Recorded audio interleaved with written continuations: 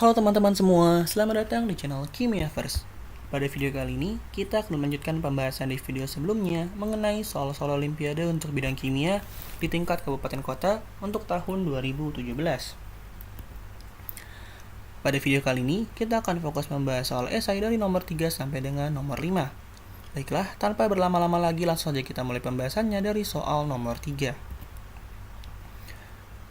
Nitrogliserin adalah bahan peledak berkekuatan tinggi yang dalam reaksinya terurai dalam reaksi yang belum setara berikut. Reaksi ini menghasilkan panas tinggi dan berbagai produk gas inilah yang menimbulkan ledakan. Untuk pertanyaan pertama, setarakan persamaan reaksi penguraian nitrogliserin tersebut. Hitung massa gas oksigen maksimum dalam gram yang dihasilkan dari 200 gram nitrogliserin. Hitung persen hasil rendemen reaksi penguraian nitrogliserin pada pertanyaan B jika pada reaksi tersebut dihasilkan 6,55 gram gas oksigen. Hitung massa karbon, hidrogen, nitrogen, dan oksigen dalam 200 gram nitrogliserin. Soal ini merupakan materi di bab stoikiometri. Untuk menjawab soal ini, kita harus memahami tiap konversi dari satuan mol, khususnya dari massa ke mol. Bagi yang mau coba menjawab soal ini, silahkan di-pause terlebih dahulu videonya, lalu lanjutkan lagi setelah selesai menjawab. Baiklah, jika sudah, mari kita bahas bersama-sama. Pada pertanyaan A, kita diperintahkan untuk menyetarakan persamaan reaksi. Untuk menyetarakan persamaan reaksi, kita bisa membuat unsur oksigen dan hidrogen menjadi yang paling akhir disetarakan. Hal ini dikarenakan kedua unsur tersebut dapat terkonversi menjadi berbagai macam senyawa, sehingga kita bisa mendahulukan unsur-unsur yang tidak terlalu banyak terkonversi menjadi senyawa lain. Pada awalnya, kita bisa menyetarakan atom C terlebih dahulu. Di reaktan terdapat 3, sedangkan di produk hanya ada 1, sehingga pada produk kita tambah menjadi 3. Begitupun dengan nitrogen. Pada reaktan terdapat 3 nitrogen, sedangkan pada produk memiliki 2 nitrogen, sehingga produk harus ditambah 1,5 kalinya atau 3/2. Setelah itu kita bisa ke hidrogen terlebih dahulu karena hidrogen hanya terkonversi menjadi H2O saja. Sedangkan oksigen terkonversi menjadi 3 senyawa yaitu CO2, H2O, dan juga O2. Untuk hidrogen, karena pada reaktan terdapat 5, sedangkan pada produk terdapat 2, maka pada produk harus ditambah sebanyak 2,5 kalinya atau sekitar 5/2. Terakhir untuk oksigen terdapat 9 pada reaktan dan pada produk terdapat 10,5, di mana 6 dari 3 CO2, 2,5 dari 5 H2O, dan 2 dari O2. Seharusnya yang kekurangan oksigen yaitu reaktan harus kita tambahkan oksigen, tetapi karena penambahan koefisien pada nitrogliserin akan menyebabkan ketiga unsur lainnya yang sudah setara menjadi tidak setara, maka O2 pada produk yang harus kita kurangi. Tanpa O2, produk sudah memiliki 8,5 oksigen, sehingga nilai oksigen dari O2 harus dibuat setengah dengan cara membuat koefisiennya menjadi 0,5/2. Dengan demikian, semua unsur-unsurnya sudah setara.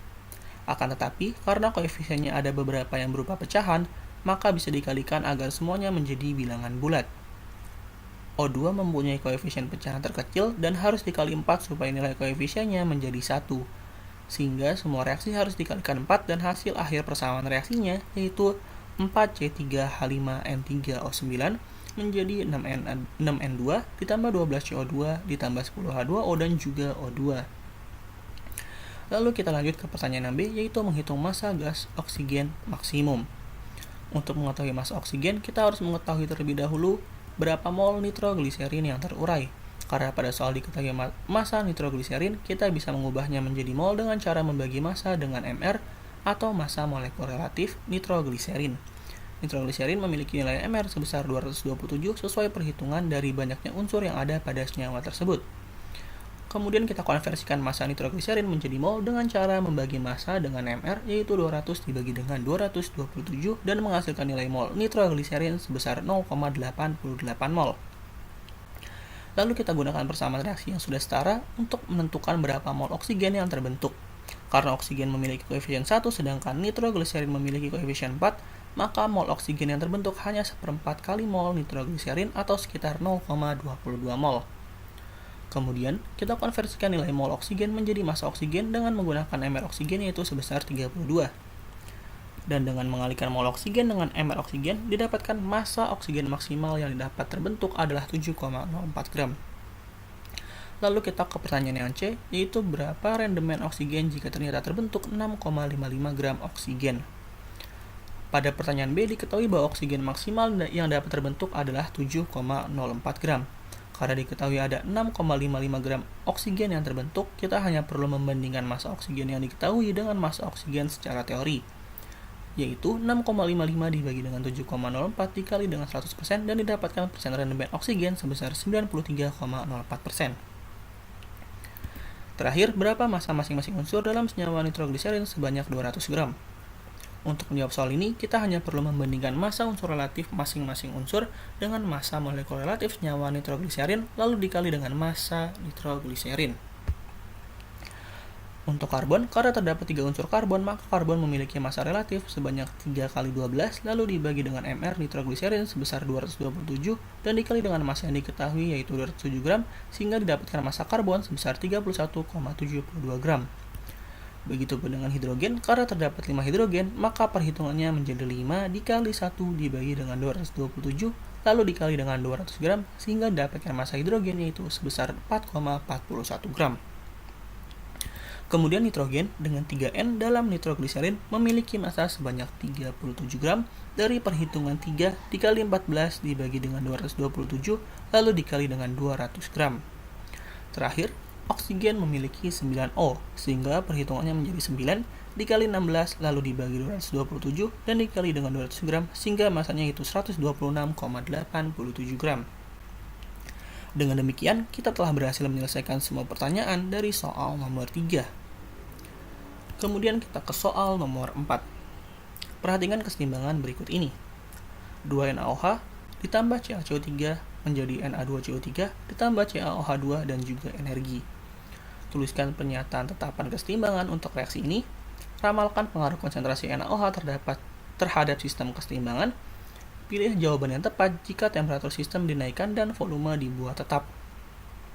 Soal ini masuk ke dalam materi keseimbangan kimia, di mana soal ini banyak membahas faktor-faktor yang mempengaruhi keseimbangan kimia, sehingga kita perlu paham apa saja faktor yang mempengaruhi keseimbangan kimia. Bagi yang mau coba menjawab soal ini, silahkan di-pause terlebih dahulu videonya, lalu lanjutkan lagi setelah selesai menjawab untuk dibandingkan hasil jawabannya. Baik, jika sudah, mari kita bahas bersama-sama. Dari pertanyaan A, yaitu menentukan tetapan keseimbangan. Karena reaksi pada soal sudah setara, maka kita bisa langsung menentukan persamaan tetapan kesetimbangannya. Tetapi yang perlu diingat adalah fasa yang mempengaruhi kesetimbangan hanyalah fasa gas dan juga aquos, sehingga senyawa CaOH2 yang tidak larut dalam air atau berada dalam fasa solid tidak mempengaruhi kesetimbangan kimia. Nilai K-nya yaitu konsentrasi produk Na2CO3 dibagi dengan konsentrasi NaOH pangkat 2 dan juga konsentrasi CaCO3. Lalu kita ke pertanyaan yang B, yaitu pengaruh konsentrasi NaOH. Di mana karena tidak dijelaskan pengaruh konsentrasi NaOH ini apakah konsentrasinya ditambah atau dikurang, maka kita anggap konsentrasinya ditambah, sehingga reaksi akan bergeser ke kanan untuk menyeimbangkan kelebihan konsentrasi NaOH. Lalu konsentrasi CaCO3 karena berada pada reaktan yang sama seperti NaOH, maka akan berkurang supaya keseimbangannya kembali seperti semula. Sedangkan konsentrasi Na2CO3 akan bertambah akibat banyaknya konsentrasi NaOH pada reaktan. Terakhir, nilai K-nya tidak berubah karena penambahan konsentrasi apapun dalam sistem keseimbangan akan membuat sistem tersebut berusaha untuk mengembalikan ke keadaan sebelumnya. Di mana kondisi tersebut terjadi jika konsentrasi NaOH-nya ditambah. Jika ternyata konsentrasi NaOH-nya dikurang, maka poin 1-3 menjadi kebalikannya dan poin 4 menjadi tetap. Lalu kita ke pertanyaan yang C, yaitu pengaruh kenaikan suhu temperatur sistem. Jika suhu dinaikkan, maka reaksi akan bergeser ke arah reaksi endoterm, dan karena pada reaksi didapatkan energi pada produk, maka reaksi ini termasuk reaksi eksoterm, sehingga ketika suhu dinaikkan, keseimbangan akan bergeser ke arah sebaliknya dari reaksi eksoterm. Maka dari itu, untuk jawaban yang pertama yaitu reaksi akan bergeser ke kiri. Karena keseimbangan bergeser ke kiri, maka konsentrasi CaCO3 akan bertambah, sedangkan konsentrasi Na2CO3 pada produk akan berkurang.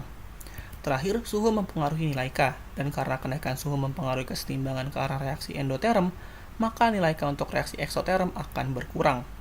Dengan demikian, kita telah berhasil menyelesaikan soal nomor 4.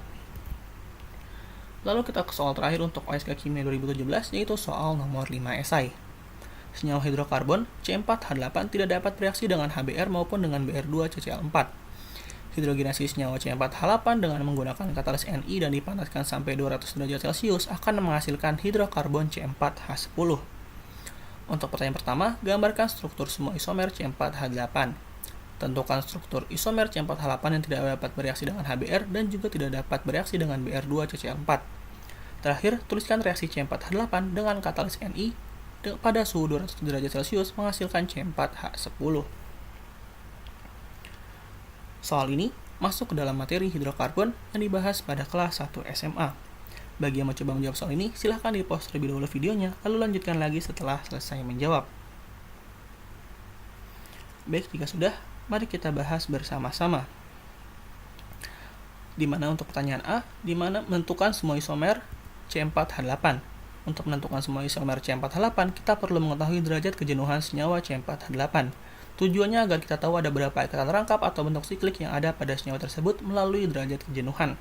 Rumus derajat kejenuhan yaitu 2 dikali jumlah atom karbon ditambah dengan 2 ditambah dengan jumlah nitrogen dikurang hidrogen dan halogen lalu dibagi dengan 2. Karena terdapat 4 karbon, maka dikali 2. Lalu ditambah 2, kemudian dikurang 8 dari jumlah hidrogen. Lalu karena tidak ada nitrogen dan halogen, maka perhitungan di atas atau perhitungan pada pembilangnya bisa langsung kita bagi 2 dan didapatkan derajat kejenuhan sebesar 1. Karena memiliki derajat kejenuhan 1, artinya senyawa ini memiliki satu ikatan rangkap atau satu bentuk siklik, sehingga isomer senyawa C4H8 adalah sebagai berikut. Jika memiliki satu ikatan rangkap, maka akan ada 3 isomer, yaitu senyawa 1 butena, 2 butena, dan 2 metil 1 butena. Tetapi jika bentuknya siklik, maka bisa menjadi senyawa tetrasiklik dan trisiklik dengan 1 cabang metil. Dengan demikian, terdapat 5 isomer yang dimiliki senyawa hidrokarbon dengan rumus molekul C4H8. Kemudian kita ke pertanyaan yang B, yaitu senyawa apa yang tidak dapat bereaksi dengan HBr dan juga Br2CCl4. Untuk menentukan jawabannya, kita perlu tahu bahwa senyawa yang dapat bereaksi dengan HBr dan Br2CCl4 merupakan senyawa alkena yang memiliki ikatan rangkap. Karena dalam reaksi tersebut, terjadi reaksi adisi atau pemutusan ikatan, sehingga isomer C4H8 yang tidak dapat bereaksi dengan HBr dan Br2CCl4 pastilah senyawa sikliknya, karena dalam senyawa siklik C4H8 tidak memiliki ikatan rangkap. Terdapat 2 senyawa siklik yang memiliki rumus molekul C4H8 dan tidak dapat bereaksi dengan HBr dan juga Br2CCl4. Terakhir, isomer yang tidak dapat bereaksi dengan HBr ataupun Br2CCl4 tetapi dapat bereaksi dengan katalis Ni dan pemanasan mengikuti persamaan reaksi dengan cara memutuskan ikatan sikliknya, sehingga menjadi senyawa hidrokarbon rantai terbuka dengan rumus molekul C4H10. Dengan demikian, kita telah menyelesaikan soal esai nomor 5. Mungkin sekian untuk video mengenai pembahasan OSK bidang kimia tahun 2017. Semoga bermanfaat dan apabila ada hal yang ingin didiskusikan, bisa kita diskusikan bersama di kolom komentar. Terima kasih bagi yang telah menonton semua video pembahasan OSK kimia 2017 dari pilihan ganda sampai esai. Jangan lupa juga untuk melihat video lainnya terkait pembahasan OSK kimia untuk tahun-tahun lainnya. Sampai jumpa di video selanjutnya. Terima kasih.